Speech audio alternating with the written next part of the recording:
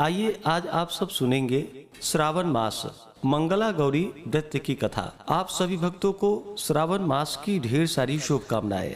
आप सभी के जीवन में भगवान शिव माता पार्वती की कृपा से आप सभी को सभी प्रकार के सुख और समृद्धि की प्राप्ति हो। मंगला गौरी का व्रत श्रावण मास में प्रत्येक मंगलवार को धारण किया जाता है। इस व्रत को विशेष करके स्त्रियां धारण करती हैं। इसे धारण करने से सौभाग्य अटल होता है, वैधव्य योग नहीं होता है, दाम्पत्य जीवन खुशहाल होता है तथा इसे धारण करने से सभी प्रकार के सुख और समृद्धि की प्राप्ति होती है। इस व्रत में विशेष प्रकार से मंगला गौरी माता का पूजन किया जाता है, जो कि माता पार्वती माता गौरी का स्वरूप मानी गई है। तो आइए सुनते हैं मंगला गौरी व्रत की कथा। तो बोलिए प्रेम से माता मंगला गौरी की जय, भगवान भोलेनाथ की जय, माता पार्वती की जय, सर्व देवी देवता की जय। मंगला गौरी व्रत कथा के अनुसार ईश्वर बोले सनत कुमार से कि हे सनत कुमार, अब मैं अति उत्तम भौम व्रत का वर्णन करूंगा, जिसके अनुष्ठान मात्र से वैधव्य नहीं होता है। विवाह होने के पश्चात 5 वर्षों तक यह व्रत करना चाहिए। इसका नाम मंगला गौरी व्रत है। यह पापों को नाश करने वाला है। विवाह के पश्चात प्रथम श्रावण शुक्ल पक्ष में पहले मंगलवार को यह व्रत आरंभ करना चाहिए। केले के खंभों से सुशोभित एक पुष्प मंडल बनाना चाहिए और उसे अनेक प्रकार के फलों तथा रेशमी वस्त्रों से सजाना चाहिए। उस मंडप में अपने सामर्थ्य के अनुसार देवी की स्वर्णमयी अथवा अन्य धातु की बनी हुई प्रतिमा स्थापित करनी चाहिए। उस प्रतिमा को 16 उपचारों से, 16 दुर्वा दलों से, 16 चावलों से तथा 16 चने की दालों से मंगला गौरी नामक देवी की पूजा करनी चाहिए और 16 बत्तियों से 16 दीपक जलानी चाहिए। दही तथा भात का नैवेद्य भक्ति पूर्वक अर्पित करनी चाहिए। देवी के पास ही पत्थर का शील तथा लोढ़ा स्थापित करनी चाहिए।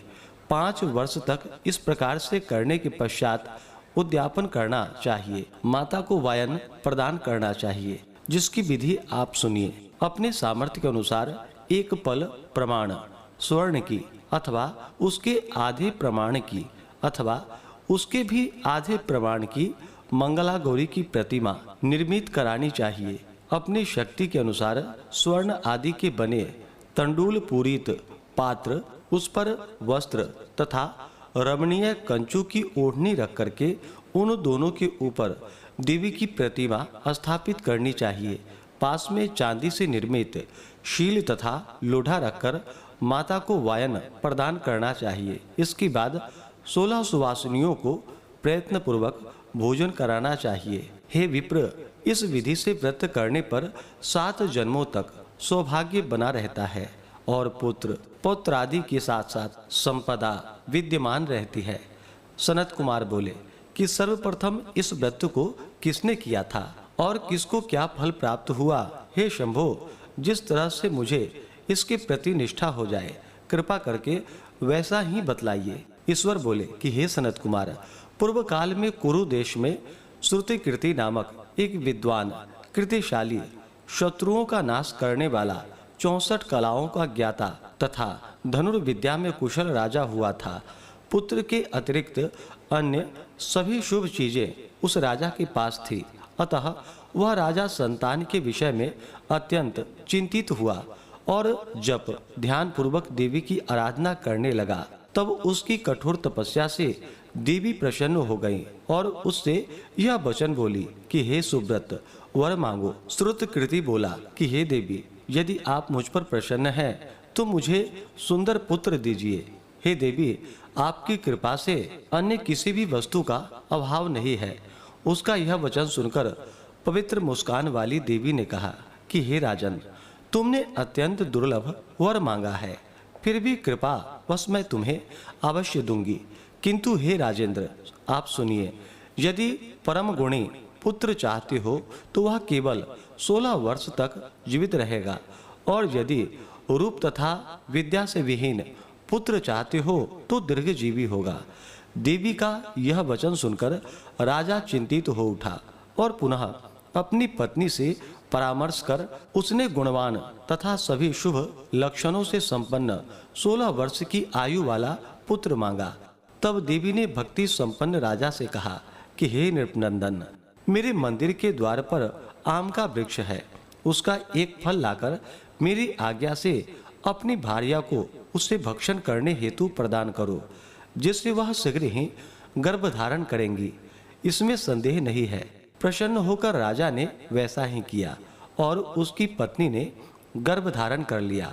10वें महीने में उसने देवतुल्य सुंदर पुत्र को जन्म दिया। तब हर्ष तथा शोक से युक्त राजा ने बालक का जात कर्म आदि संस्कार किया और शिव का स्मरण करते हुए उसका नाम चिरायु रखा। इसके बाद पुत्र के 16 वर्ष के होने पर पत्नी सहित राजा चिंता में पड़ गए और वे विचार करने लगे कि यह पुत्र बड़े कष्ट से प्राप्त हुआ है और मैं इसकी दुखद मृत्यु अपने ही सामने कैसे देख सकता हूँ।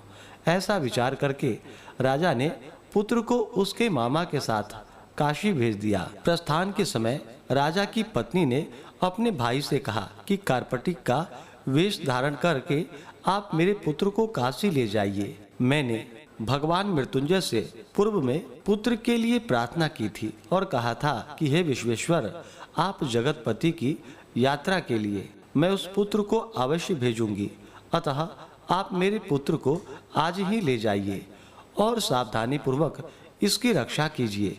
अपनी बहन की यह बात सुनकर भांजे के साथ वह चल पड़ा।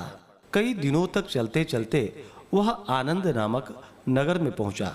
वहां सभी प्रकार की समृद्धियों से संपन्न वीरसेन नाम वाला राजा रहता था। उस राजा की एक सर्वलक्षण संपन्न युवावस्था प्राप्त मनोहर तथा रूप लावण्यमयी मंगला गौरी नामक कन्या थी।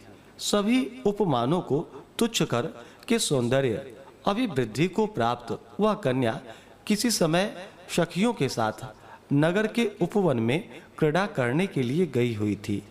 उसी समय चिरायु तथा उसका मामा वे दोनों भी वहां आ पहुंच गए और उस कन्याओं को देखने की लालसा से वही विश्राम करने लगे। इसी बीच विनोद पूर्वक क्रीड़ा करती हुई उन कन्याओं में से किसी ने कुपित होकर राजकुमारी को कुवचन कह दिया।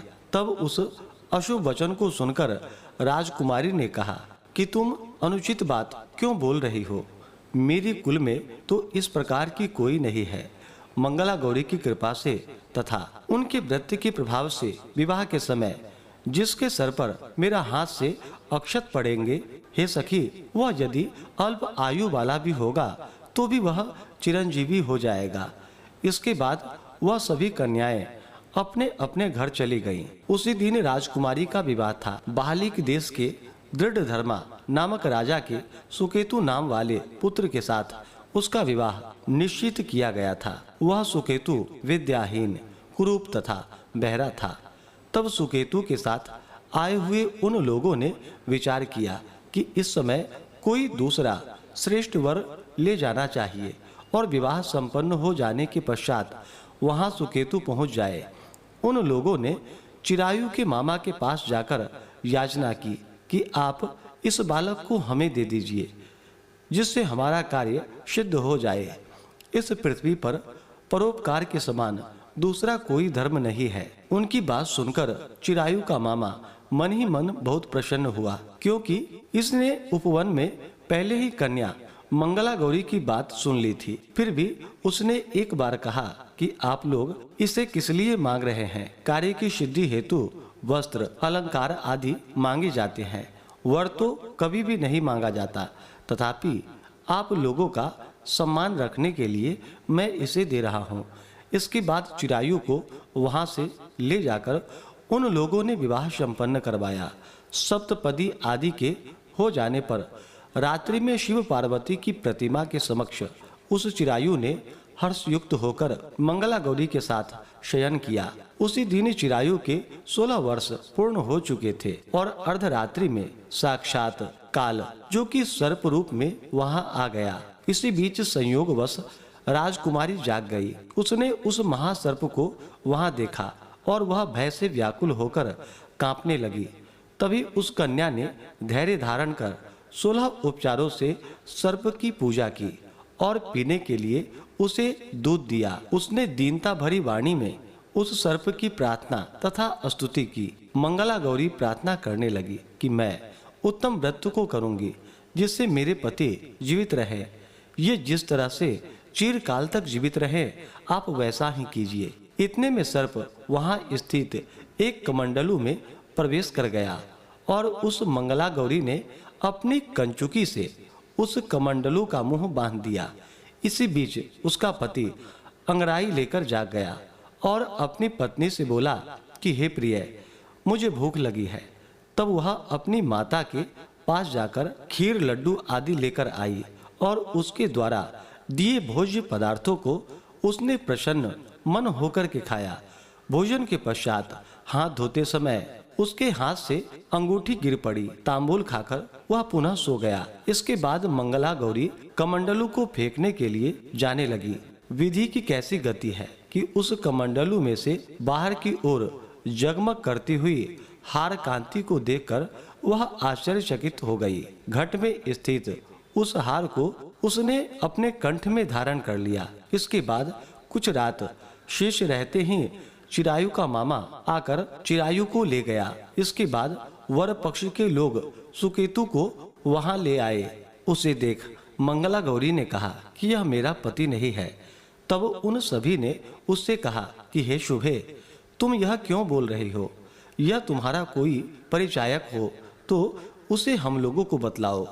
मंगला गौरी बोली, जिसने रात्रि में 9 रत्नों से बनी अंगूठी दी है उसकी अंगुली में इसे डालकर परिचायक निशानी देख ले। मेरे पति ने रात्रि में मुझे जो हार दिया था उसके रत्नों का समुदाय कैसा है, इस बात को यह बताए। यह तो कोई अन्य ही है।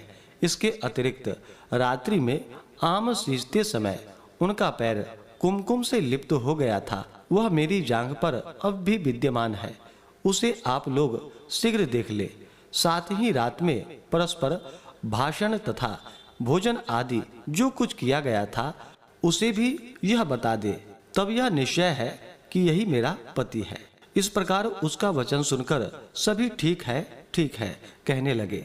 किंतु जब एक भी बात न मिली तब सभी ने सुकेतु को उसका पति होने से निषिद्ध कर दिया और वर पक्ष वाले जिस तरह से आए थे उसी तरह से चले गए। इसके बाद अपने वंश को बढ़ाने वाले महान यश से संपन्न तथा परम मनस्वी मंगला गौरी के पिता ने अन्न पान आदि का सत्र चलाया। उन्होंने वर पक्ष का वृतांत कानों कान सुन लिया कि स्वरूप से कुरूप होने के कारण लोगों के द्वारा किसी अन्य को वर के रूप में आदर पूर्वक लाया गया था।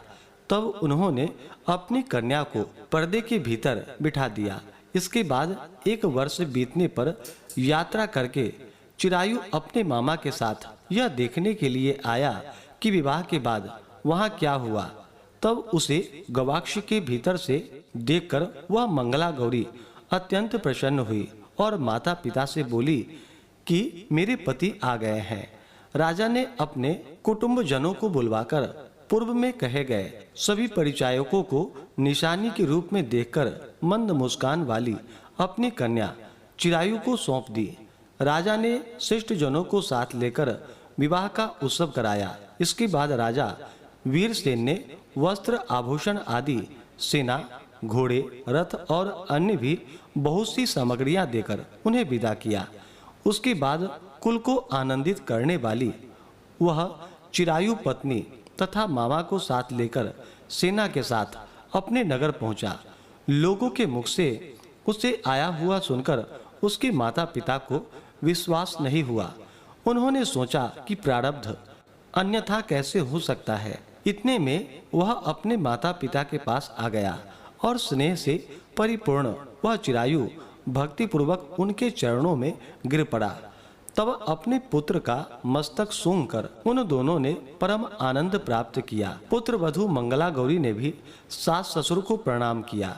तब सास ससुर उसे अपनी गोद में बिठाकर सारा वृतांत शीघ्रता पूर्वक पूछने लगे कि हे महामुने, तब पुत्र वधू ने भी मंगला गौरी के उत्तम व्रत महात्म्य तथा जो कुछ घटित हुआ था वह सब वृतांत बतलाया। हे सनत कुमार, मैंने आपसे इस मंगला गौरी व्रत का वर्णन कर दिया। जो कोई भी इसका श्रवण करता है अथवा जो इसे कहता है उसके सभी मनोरथ पूर्ण हो जाते हैं, इसमें संदेह नहीं है। सूत जी बोले कि हे ऋषियों, इस प्रकार शिव जी ने सनत कुमार को यह मंगला गौरी व्रत बतलाया और उन्होंने सभी कार्यों को पूर्ण करने वाले इस व्रत को सुनकर महान आनंद को प्राप्त किया। तो बोलिए प्रेम से माता मंगला गौरी की जय, भगवान भोलेनाथ की जय, माता पार्वती की। ऐसे ही ज्ञानवर्धक जानकारियाँ प्राप्त करते रहने के लिए, व्रत पूजा के बारे में जानने के लिए, कथा को सुनने के लिए चैनल पे अगर आप पहली बार आए हैं तो चैनल को लाल बटन दबा करके सब्सक्राइब करें, साथ में बेल आइकन घंटी को दबाएं ताकि आने वाली वीडियो का नोटिफिकेशन आपको समय से मिलता रहे।